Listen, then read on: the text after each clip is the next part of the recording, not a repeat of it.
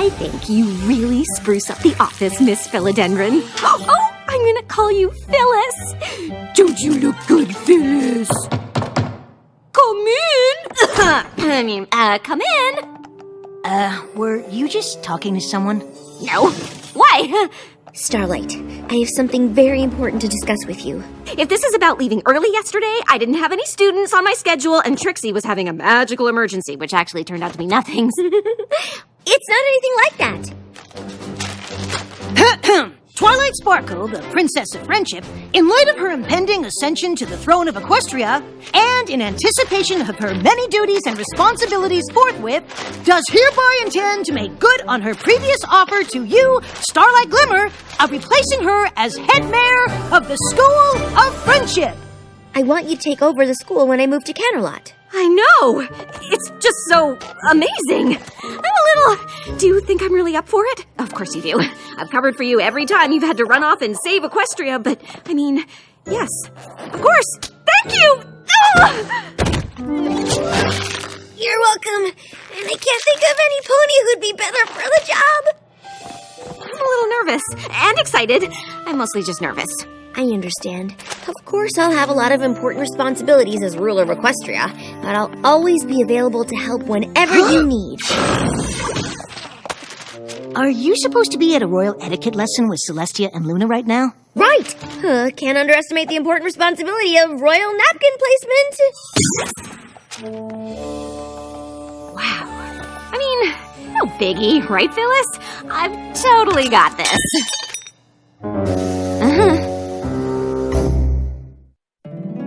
My little pony, my little pony. My little pony. I used to wonder what friendship could be.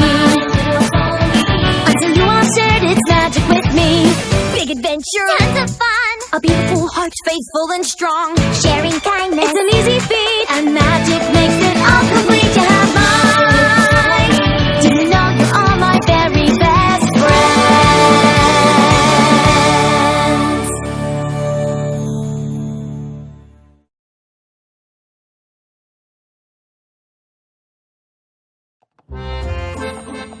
You know I'm nothing but proud that you've been officially offered the position of head mayor. Thanks. But I can't help wondering if it's going to cut into our social schedule. What do you mean? Take now, for example. Instead of heading to the delightful lunch I had planned, we're striding with determination toward what I can only assume is Twilight's office. Obviously, our lunch is super important, but so is taking over the school. And the only pony who's really run the School of Friendship is the Princess of Friendship. And I'm worried about doing it all alone, so I want to get as much advice from Twilight as I can while she's still here. But Twilight's never really done anything alone. She always has her friends. But that just gave me an idea! Thanks, Trixie! You can give good advice when you don't mean to. Thanks? Are we still doing lunch? Getting royal place settings just right is a lot harder than it looks. Okay. I know how busy you are, but I wanted to talk to you about running the school because, honestly, I was a bit worried about taking it over all on my own. But I just realized you never did it alone. Having a friend help out is pretty great. Exactly! So, what do you think about me hiring a vice head mayor to help run things? I trust you to run the school any way you want. And if that means hiring a vice head mayor, I think it's a great idea. Really? Like you said, I've always had ponies around to help. And don't worry, you can always call on me to... Twilight, Rarity says you were supposed to be at the boutique 5 minutes ago for your second fitting for the coronation gown. Ugh, how many fittings are there going to be? A lot. Anyway, good luck finding your vice head mayor. I know you'll pick the right pony for the job. Wow. I heard the whole thing, and all I can say is, I am humbled. Why? I hadn't ever considered it, but hearing you say it out loud made me realize what a great and powerful vice head mayor I'll be. Plus, we get to work and socialize at the same time. Well, sure, that would be fun, but I can't just give you the job.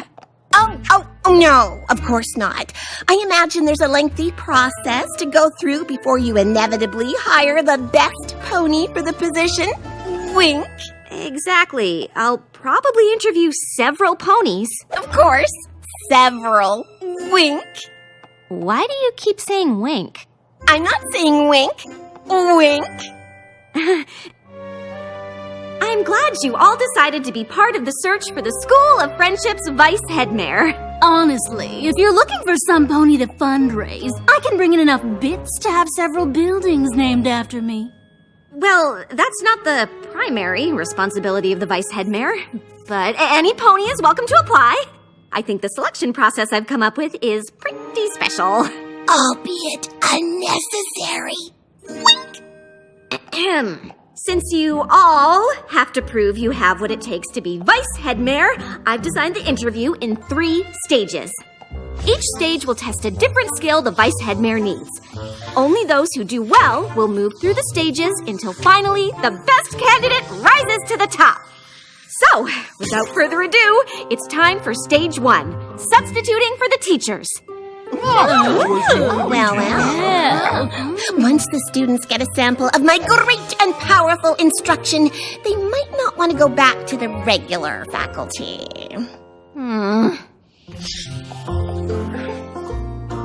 Wow, that seam is so straight. You really learned how to sew from mending apple sacks on the farm?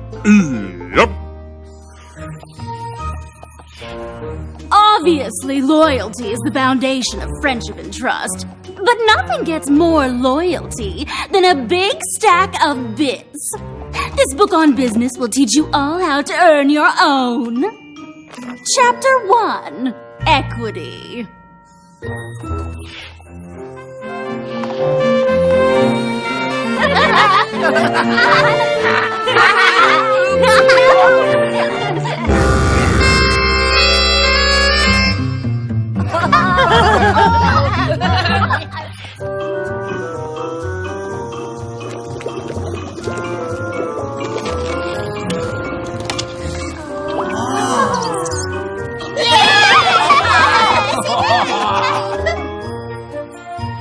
In the pre-Equestria era, year 1322, Abraxias the Bull did a bunch of boring stuff for a really long time.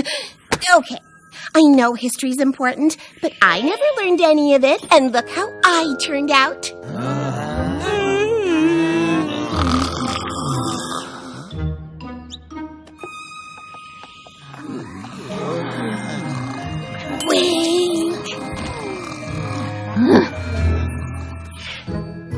Okay, Phyllis, obviously those 3 are moving on, but what about the rest? I think we're in agreement on this one. I know what you're gonna say, but it would be so much fun to have my vice headmare be a friend. She just needs a little more hoof-holding than some of the others, but it could still work out, right? Starlight, I've given this a lot of thought, and even though I still believe naps are a valid use of class time, you'll be the one running the school. So if you say no naps, then no naps. And I know I can be a little stubborn and not the best listener, but I just can't wait for us to tackle this job as a team. 2 great and powerful friends taking on the world. And I know you still have to go through all this interview stuff. Wink. But I just had to tell you how excited I am. See? I told you it could work. Oh.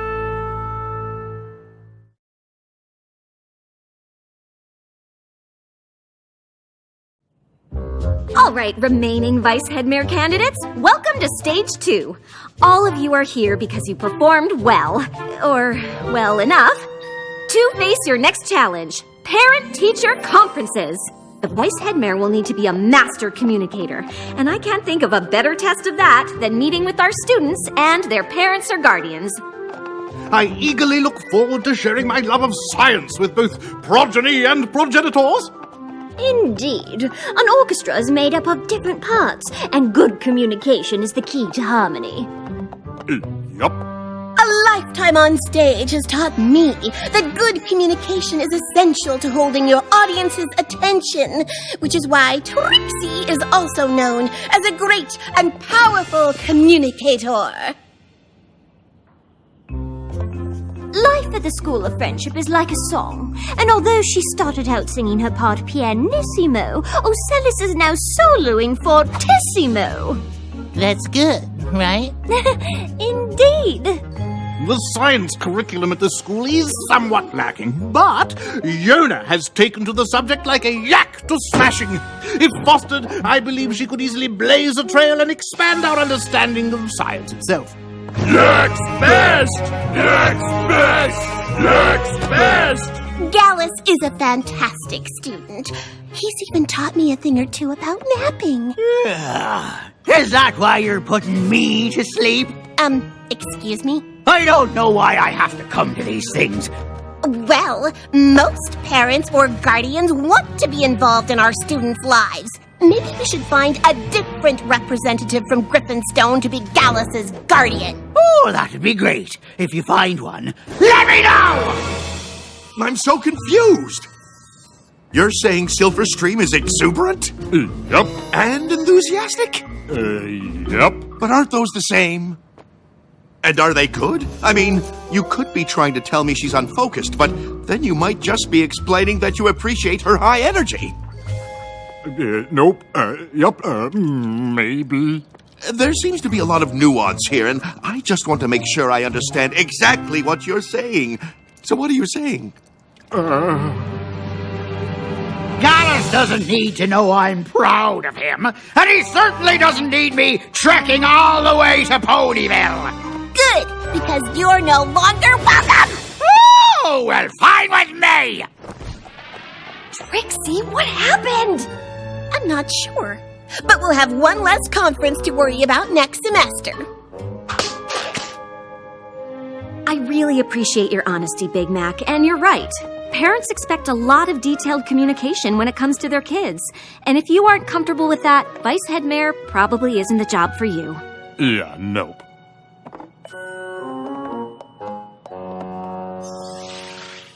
Starlight, I know why you wanted to see me, and you don't have to worry. Oh, good. It's thoughtful that you'd want to check in on me after my shocking confrontation with Grandpa Gruff, but never fear, I shall recover. Trixie, that's not exactly what I wanted to talk to you about. You can't get into a shouting match with parents or guardians. For the final stage of the interview process, you'll each have to put together a field trip. And if you really do want the job, I need yours to be exceptional. Because if I had to pick a Vice Head Mayor right now, it wouldn't be you. Oh, I see what you're doing. Obviously, you're not going to give the job to some pony else, but you want to see my best. Well, message received. Wink. Trixie, The great and powerful Trixie is about to pull out all the stops.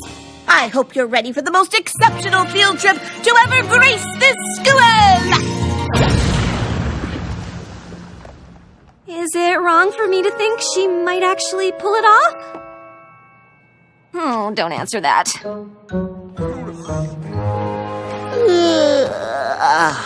Not looking forward to the performance? I know Octavia loves music, but a field trip to a classical music performance isn't my idea of an exciting time.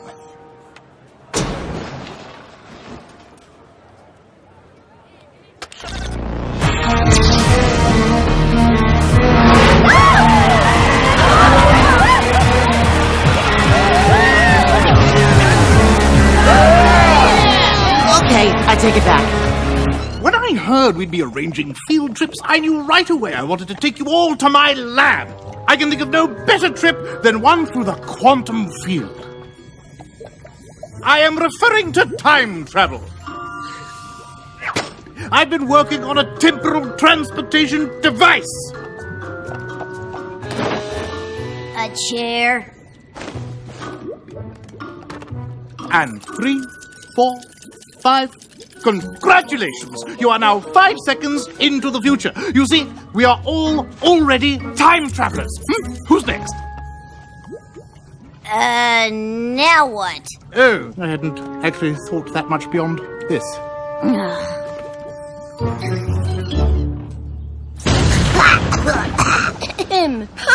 and other students, welcome to the greatest and most powerful field trip of your lives! Where are you and friends going? I am thrilled you asked, because today we're not doing a normal, old, boring field trip where you go somewhere. So, not field trip. Au contraire, I could have easily taken you to Froggy Bottom Bog, but we don't need to leave the comfort of the classroom for our field trip. I can bring the field trip to us!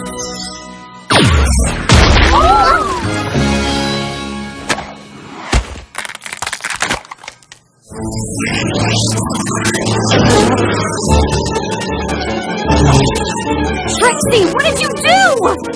Well, I found the perfect little patch of bog to teleport into the school. I guess I just didn't consider the possibility that a hive of flash bees might have nested there.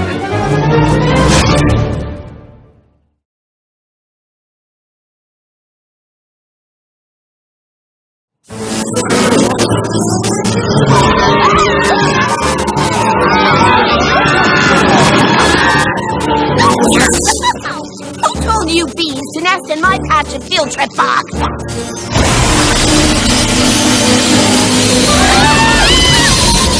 Trixie, go with the students. I'll handle this. I was only trying to give them an exceptional field trip experience, which you have to admit I did. We'll talk about it later.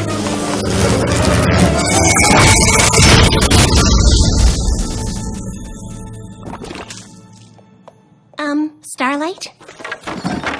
Hey there. So, they're gone? Yes. Nice teamwork, am I right? Are you kidding? I don't know what team you're on, but it isn't mine. This was a disaster. It was dangerous. I think the words you're looking for are great and powerful. It wasn't even acceptable!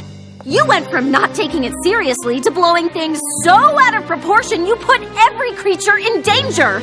And I wanted to work with a friend so much, I ignored the fact that you would never be right for the job. I'm confused. What are you saying? I'm saying you'll never be vice head mayor. But I thought you created the position for me. Why would you think that? I created the position because I need help. But I can't think of any way that you would ever help me. Twilight's friends always helped her. Oh, that's because Twilight's friends are competent. They care about what they're doing, and they know how to do it. Well, I guess I won't take up any more of your time, Headmare Starlight. Starlight? I just thought I'd check in to see how the search for a vice headmare was going. A lot better now. Okay. I really wanted it to be a friend, so I ended up pushing aside some pretty big signs that it wasn't going to work out. Not every pony is right for every job, but every pony has something to contribute. The trick is figuring out what. What if you and your friend can't figure it out? If you have a job to do, you have to decide what's best and be upfront and honest, even if that means you can't work with a friend on it. So, I guess that means talking to them at the beginning, instead of stringing them along until you get so frustrated you totally lose it and say a bunch of really awful things? Pretty much. Oh. Trixie? I know you're in there. Well, you're wrong. I'm sorry for all those things I said. I just really wanted it to work out, even though I knew it probably wouldn't. I should have said something sooner. Obviously, we can't have what we want, because I'm terrible at everything and could never help you with anything. You aren't terrible, and you have a lot of great qualities. Maybe not vice headmare qualities, but great and powerful friend qualities. Well, you really stand by the ponies you care about. Gallus even said no creatures ever stuck up for him the way you did with Grandpa Gruff. It would have been nice to run the school together, but not every pony is right for every job.